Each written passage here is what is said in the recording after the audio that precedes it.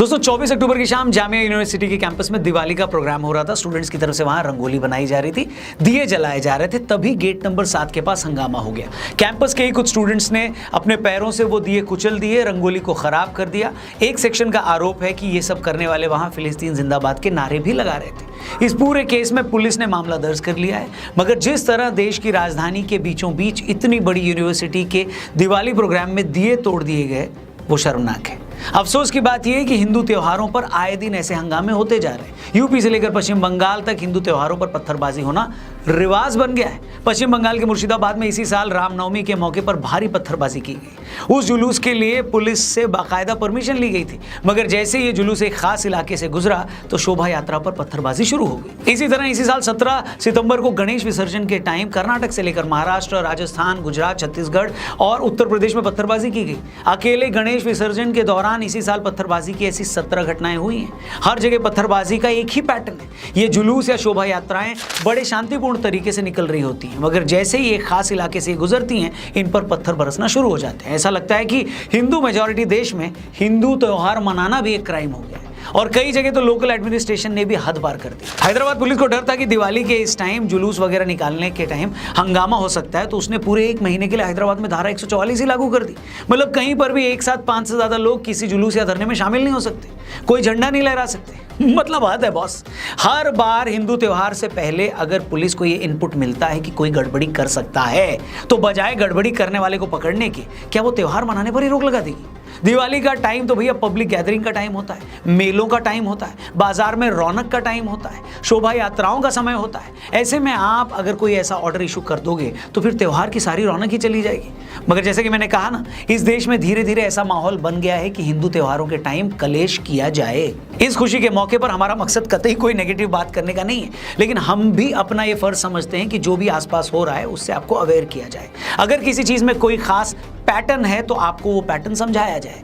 जैसे कोई इत्तेफाक तो नहीं है कि इसी दिवाली से पहले भी देखो आसपास पूरा नेगेटिव माहौल खड़ा कर दिया गया है। कुछ लोग कहना शुरू कर देते हैं कि अरे दिवाली पर तो लोग गलत काम करते हैं, जुआ खेलते हैं, शराब पीते हैं। फिर कुछ लोग पटाखों के नाम पर छाती कूटना शुरू कर देते हैं। वो ऐसा माहौल बनाते हैं कि अगर किसी ने भी एक भी सुतली बम जलाया तो उसके धमाके से धरती के नीचे मौजूद टेक्टोनिक प्लेट्स ही हिल जाएंगी। ये लोग ऐसा माहौल बनाने लगते हैं जैसे दिवाली के एक दिन पटाखे जलाने से पूरे ब्रह्मांड का पर्यावरण खराब हो जाएगा।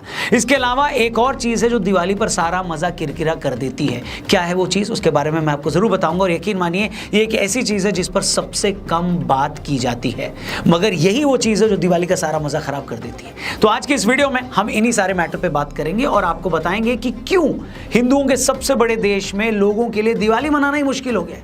दिवाली के वो कौन से 5 दुश्मन हैं जो इस त्योहार से उसकी रौनक छीन रहे हैं। मगर इससे पहले कि हम उसकी बात करें, एक एक करके इन दुश्मनों की खबर लें, आपको एक इंपॉर्टेंट चीज बताना चाहता हूं आपके फायदे की। कुछ दिन पहले मैंने आपको बताया था एक ऐसे ऐप के बारे में जहां कुछ टाइम निकालकर आप अच्छा प्रॉफिट बना सकते हो। यस, फिर से मैं बात कर रहा हूं बिनोमो की। डिस्क्रिप्शन में लिंक दिया, उस पर क्लिक करके इस ऐप को डाउनलोड करिए, जहां पर आपको सिर्फ एक चार्ट देखकर एक ट्रेड अप या डाउन करके आपको आपके ट्रेड अमाउंट का 90% तक प्रॉफिट मिल सकता है। इसके लिए आपको सबसे पहले डिस्क्रिप्शन में जाना है, लिंक दिया, उस पर क्लिक करके बिनोमो पे रजिस्ट्रेशन करना है। 15 सेकंड में वो हो गया। फिर उसके बाद पहला डिपॉजिट हमने 3000 INR का किया, रोजाना 2-3 बार ट्रेडिंग शुरू करी। अब आपको दिखाते हैं कि काम कैसे करता है, बस पीछे साथ में रिपीट करना। ये देखिए, केवल 1 मिनट में ये प्रॉफिट कमा लिया गया है। अब इसे आसानी से आप विड्रॉ भी कर सकते हैं। बिनोमो VIP बनने के भी कई फायदे हैं, 2 तो मैं आपको यही बता देता हूं। पहला फायदा, हर हफ्ते आपको आपके लॉसेस का 10% अमाउंट कैशबैक में मिल जाएगा ओनली ऑन बिनोमो VIP। दूसरा फायदा, ट्रेडिंग के रिस्क को कम से कम करने के लिए आपको investment insurance, free insurance programme भी मिलता है। अगर आपका बैलेंस 0 हो जाए तो बिनोमो आपके इन्वेस्टमेंट का कुछ पार्ट आपको रियल या बोनस फंड्स के तौर पर देगा ओनली ऑन बिनोमो VIP। इसलिए मैं बोल रहा हूं, लिंक दिया डिस्क्रिप्शन में, उस पर क्लिक करके बिनोमो को अपनी लाइफस्टाइल का हिस्सा बनाएं, जब चाहे तब ट्रेडिंग का मजा उठाएं। वीडियो में आगे हैं दोस्तों। इसी साल जनवरी महीने में अयोध्या में प्रभु श्री राम के मंदिर की भव्य प्राण प्रतिष्ठा की गई। इस प्राण प्रतिष्ठा के बाद अयोध्या में यह पहली दिवाली होने वाली है। इस मौके पर अयोध्या के 55 घाटों पर 28 लाख दिए जलाकर एक नया वर्ल्ड रिकॉर्ड बनाया जाएगा। इन दियों को जलाने के लिए 92,000 लीटर तेल का इस्तेमाल होगा और इस काम में 30,000 वॉलंटियर्स लगेंगे। इसके लिए Guinness book of world record की एक टीम भी अयोध्या पहुंच गई है। इसके अलावा राम मंदिर को 50 क्विंटल फूलों से सजाया जा रहा है। मंदिर के चारों प्रवेश द्वारों पर तोरण द्वार बन गए हैं। इसके अलावा गुप्तार घाट, बड़ी देवकाली, नया घाट, राम घाट, बिरला धर्मशाला, भरतकुंड, तुलसी उद्यान, नाका हनुमानगढ़ी पर कुल 9 स्टेज बनाए गए हैं। इन मंचों पर देश के करीब 900 लोक कलाकार प्रस्तुति देंगे। इसके अलावा श्रीलंका, नेपाल, ट्रिनिडाड, लाओस समेत 6 देशों के रामलीला कलाकार शाम 5 बजे से रात 9 बजे तक राम कथा पार्क व राम की पैड़ी पर बने मंचों पर रामलीला समेत और भी चीजों की पेशकश करेंगे। कुल मिलाकर इस बार अयोध्या में ऐसी दिवाली होने जा रही है जो शायद आज से पहले सैकड़ों सालों में कभी देखी ही नहीं गई। अयोध्या से सजावट की जो तस्वीरें आ रही हैं वो हर किसी के मन को खुश कर रही हैं, मगर कुछ नेगेटिव खबरें और एलिमेंट्स इस बार भी बाज नहीं आ रहे। आइए एक एक करके उन पर बात करते हैं। सबसे पहले बात उस चीज की जिस पर सबसे कम बात होती है। इससे पहले कि मैं उन लोगों पर आऊं जो इस साल दिवाली पर पोल्यूशन का रोना रोते हैं और हमें ये ज्ञान देते हैं कि पटाखे न जलाएं, मैं उनसे एक सीधी बात करना चाहता हूं। दिवाली सेलिब्रेट करने को लेकर मेरी जो पहली कंप्लेंट, मेरी जो पहली शिकायत है वो इस देश के सिस्टम से है कि भाई दुनिया का कौन सा ऐसा देश होगा जहां उसके बड़े त्योहार को मनाने के लिए लोगों को कायदे से छुट्टी न मिलती हो। चाइनीज न्यू ईयर के टाइम पर पूरे चाइना में लोगों को 10 दिन की छुट्टी दी जाती है। यूरोप समेत अमेरिका दिसंबर महीना आते ही क्रिसमस के मूड में चला जाता है। जो लोग भारत में रहकर भी अमेरिकन क्लाइंट्स के लिए काम करते हैं वो भी ये जानते हैं कि 15 दिसंबर से लेकर जनवरी के फर्स्ट वीक तक कितना काम होता है, ऑलमोस्ट न के बराबर। हर कोई पूरी तरह सेलिब्रेशन के मूड में चला जाता है, इसलिए कोई किसी को डिस्टर्ब भी नहीं करता। अब आप इसका कंपैरिजन भारत से करके देखिए। स्कूलों की बात कर लो, पूरा साल स्कूलों में आलतू फालतू की 20 छुट्टियां होती हैं। पॉलिटिकल और रिलीजियस कंपल्शन के चलते ऐसे मौकों पर भी छुट्टी होती है जिस पर ज्यादातर बच्चे कुछ करते भी नहीं है। अब आप दिवाली पर आइए, मैं नाम नहीं लूंगा, लेकिन कितने स्कूल हैं जो दिवाली के एक दिन बाद बच्चों को स्कूल बुला लेते हैं नेक्स्ट डे।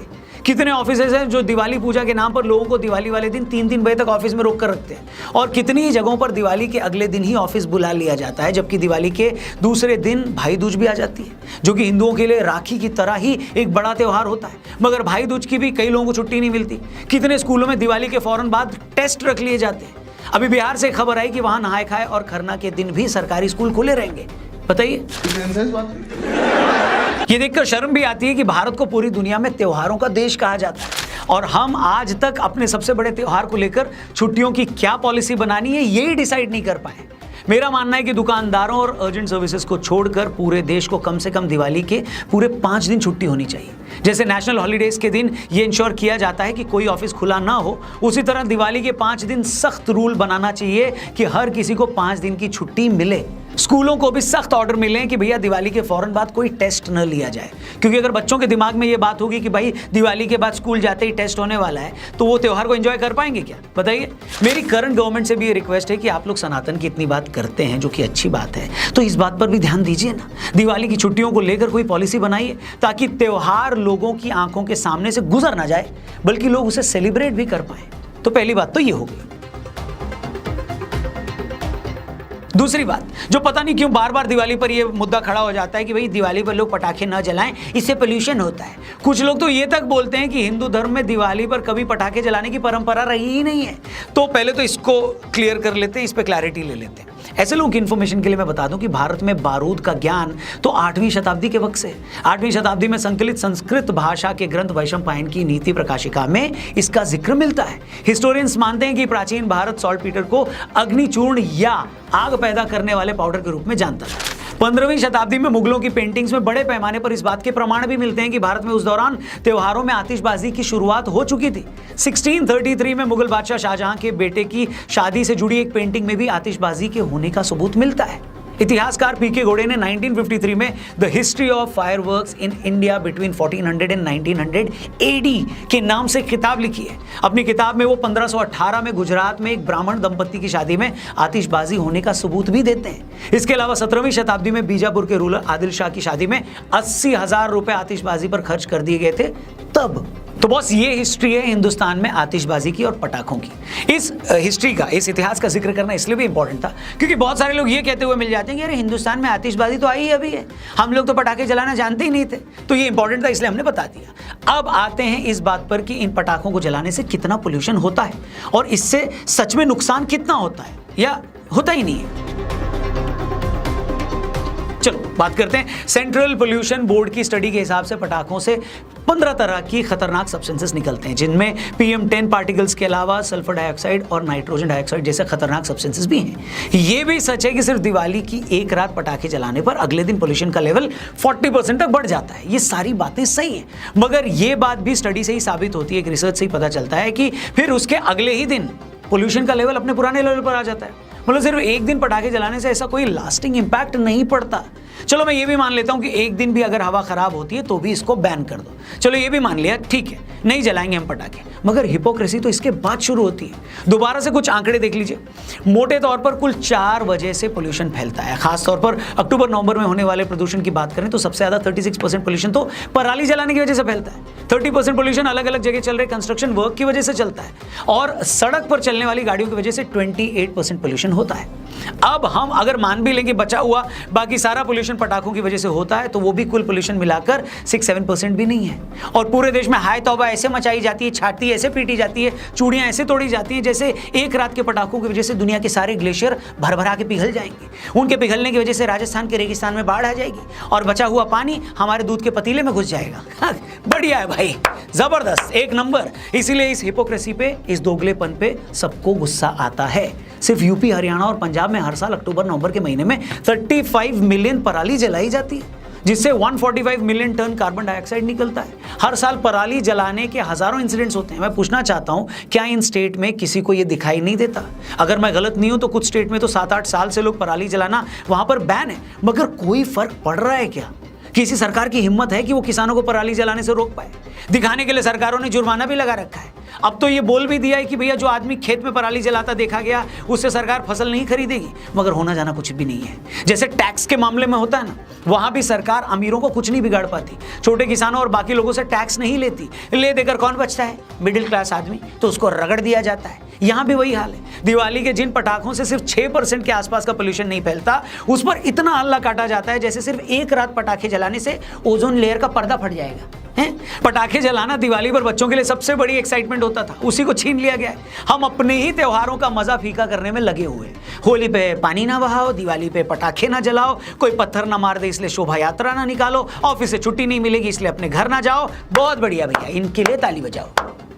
शायद ही दुनिया में कोई और ऐसा देश होगा जहां पर लोग अपना ही सबसे बड़ा फेस्टिवल इस तरह डरे सहमे मनाते हैं, जहां उन्हें अपने ही सबसे बड़े त्योहार को मनाने के लिए छुट्टी नहीं मिलती। हैरानी है कि एक तरफ अयोध्या में सैकड़ों साल के बाद भगवान श्री राम आए हैं, पूरी अयोध्या नगरी इसे सेलिब्रेट कर रही है, और दूसरी तरफ ये सब भी चल रहा है। मैं चाहूंगा कि अगर सरकार या सरकारी नुमाइंदे इस वीडियो को देख रहे हैं तो उन तमाम चीजों को दुरुस्त करें जिसका जिक्र हमने अपनी वीडियो में किया है। और अगर आपको भी ये वीडियो में कई बातें सही लगी हों और आप चाहते हैं कि ये वीडियो आपके बॉस तक या हर उस आदमी तक पहुंचे जो अपने स्टाफ को दिवाली पर कायदे से छुट्टी नहीं देता, तो इसलिए इस वीडियो को जरूर शेयर करिएगा, अपने हर दोस्त तक पहुंचाइएगा। बाकी हमारी यही कामना है कि इस बार की दिवाली आपके लिए आज तक की बेस्ट दिवाली हो। बाकी जाने से पहले एक बार फिर से याद दिला दूं, डिस्क्रिप्शन में बिनोमो का लिंक दिया है, उस पर क्लिक करके डाउनलोड करना मत भूलें। क्या पता ट्रेडिंग आपकी किस्मत बदल दे। I think I'll ruin the party. I should not go. I feel like I should disappear. Wait, what's this? Binomo?